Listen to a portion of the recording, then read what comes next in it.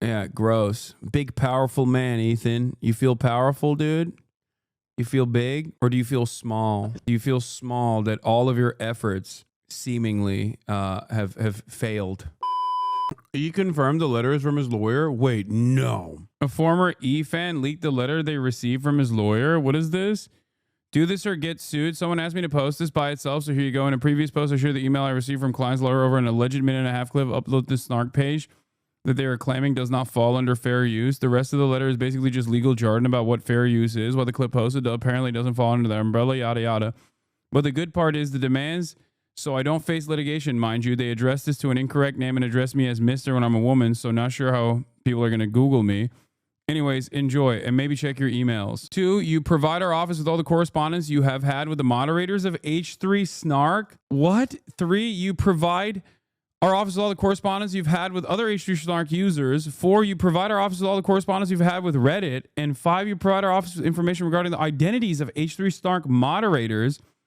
If you do not or cannot satisfy all 5 conditions, TEI will sue you for copyright infringement and misrepresentation. Keep in mind that the federal court filings are public. Anyone performing a simple Google search on you, let alone a background check, will discover this information. Once judgment is entered against you, the court's finding that you engage in copyright infringement and lied in a legal document will also be publicly available. You have until March 25th, 2025 to agree to these terms. Oh my God. That letter is real? This letter is real? The letter that this lawyer sent to random anonymous Redditors is real. Ethan confirmed it. That honestly surprised you? Yes. And not because of like the depravity of Ethan Klein. No, the reason why I'm shocked is because what lawyer would write this legal mechanism of extortion? Let me introduce you to this dick. He posted a clip to Snark that we DMCA'd. That should have been it. But then filed a fraudulent counter notification to bring the video back up, thereby forcing our hand to enforce our IP. We got his email address from the forum, and subsequently, with very little work, his real ID, I will be suing him, but he needs to get in line. He's very low priority, but we have in 3 years to sue. Plenty of time. By the way, dude, 8 years in university, please, bro, get a job. As someone studying accounting and finance, I think you'd have a better sense of risk management. Oh, well, some lessons come free. Free in proverbial sense. It will cost you quite a bit. Hope the 15 minutes of clout from Snark was worth it. Yo, dude. You're doing the tweet. You never believe us. Yeah, I saw this earlier. Chatter. Hasan tells a completely true story about Ethan. What? That's not true. I don't believe you. He wouldn't do that. No, because it's so insane. And it's not because of Ethan. He's very clearly insane. He's at this stage, he's like Kanye level at his posting. Okay. With seemingly no avail. Like no one is stopping him, right?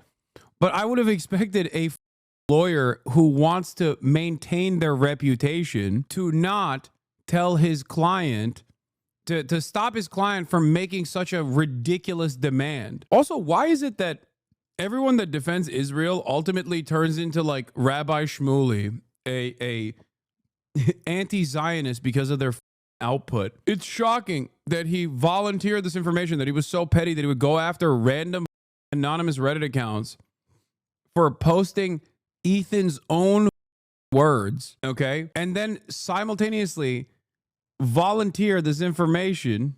He told Steiny if he was a real friend, he wouldn't have had you on the pod. Dude, who talked with Steiny today? For what? Let me ask you something positive, dude. Listen, okay, try. Like, yo, how is yours and Steve's relationships now? Oh, it's really great, H3.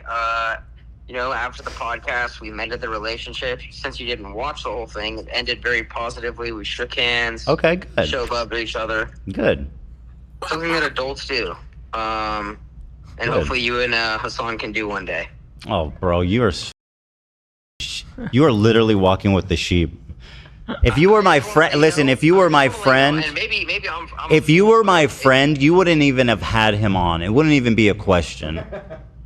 I'm just letting you know, and maybe he fooled me, but it seems like that guy actually... He did fool you. At this point, maybe not at this point, it's different, but it seemed like he actually genuinely cared or cares about you.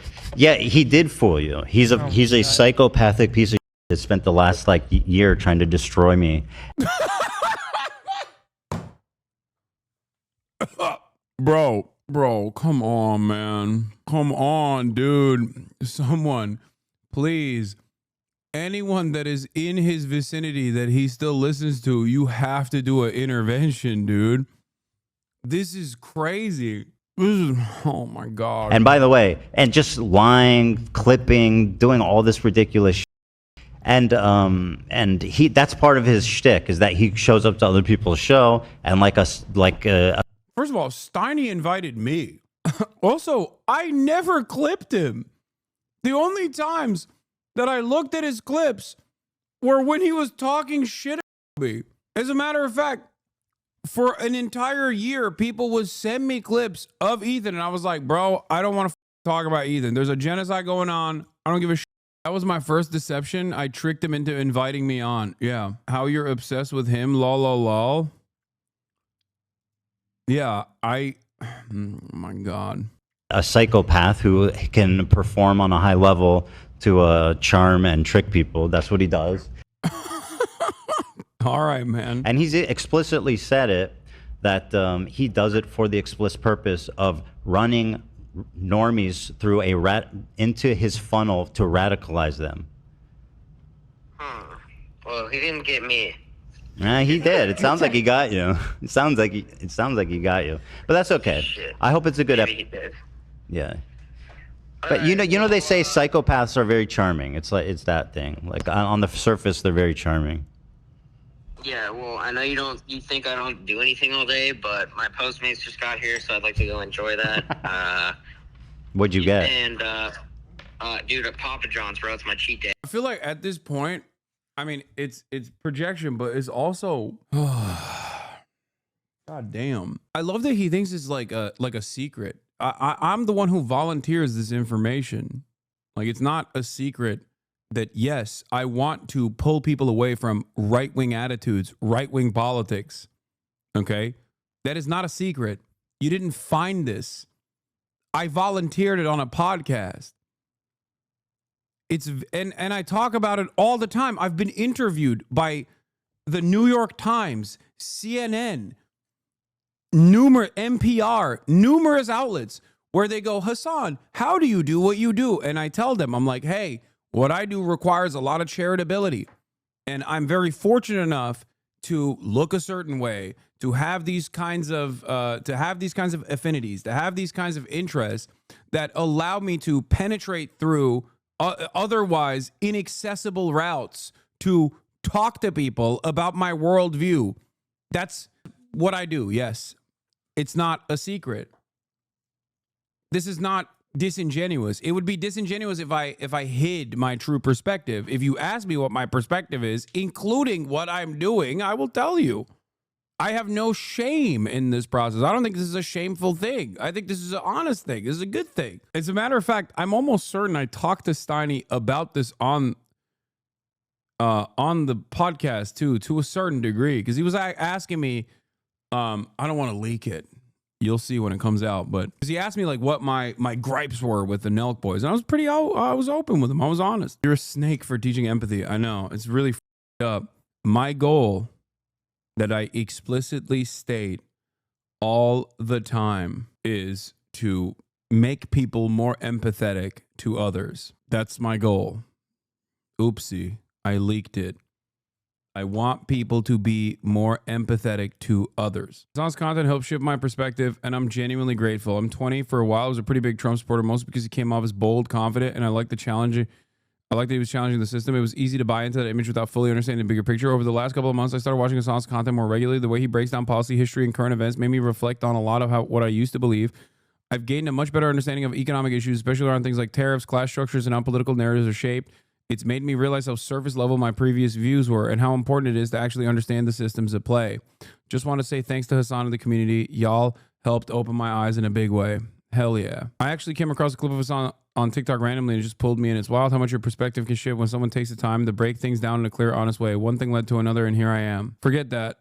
The one and only reason you shifted your perspective is because you have an open mind. The difference between a conservative and a leftist is how open they keep their mind. Most people here are brought up not knowing about what gay or trans even means. We're even brought up as raw America good, USSR bad, communism. But keeping an open mind is really what differentiates us. Yeah.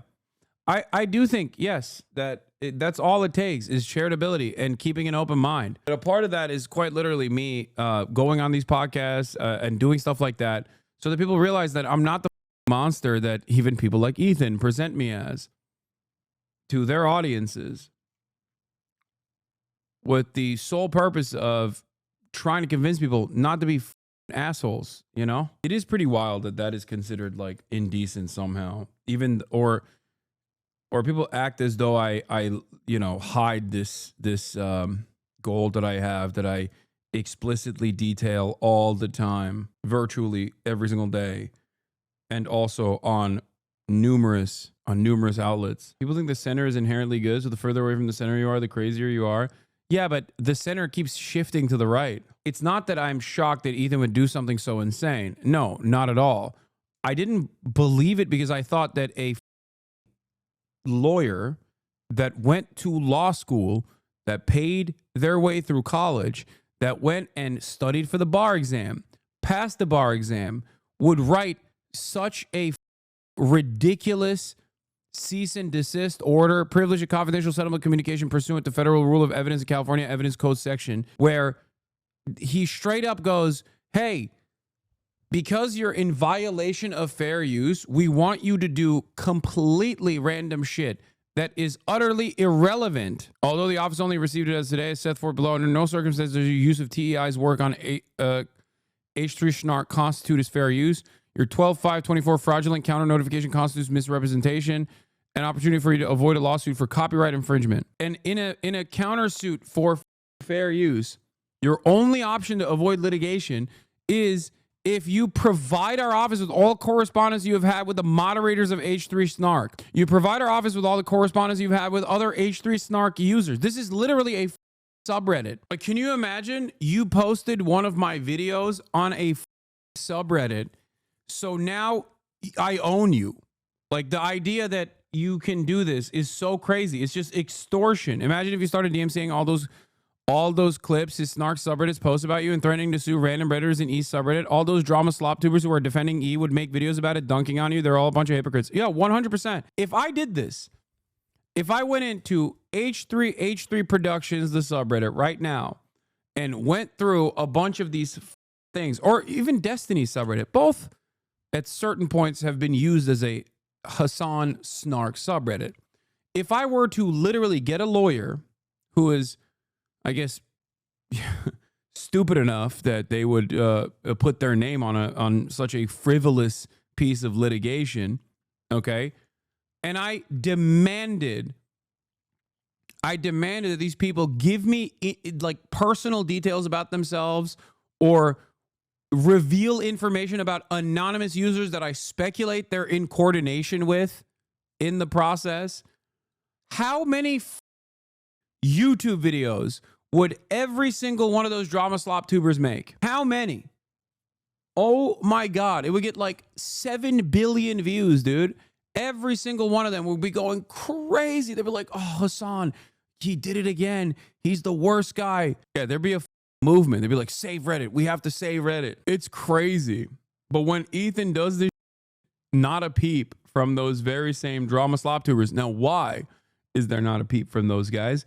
Because there's one guy that they hate more than they hated Ethan at the time, as they got millions of views over all the ridiculous shit that Ethan was doing at the time, and that's me. Speaking of organizing a protest to save Reddit, wasn't Ethan supposed to organize a protest against Reddit?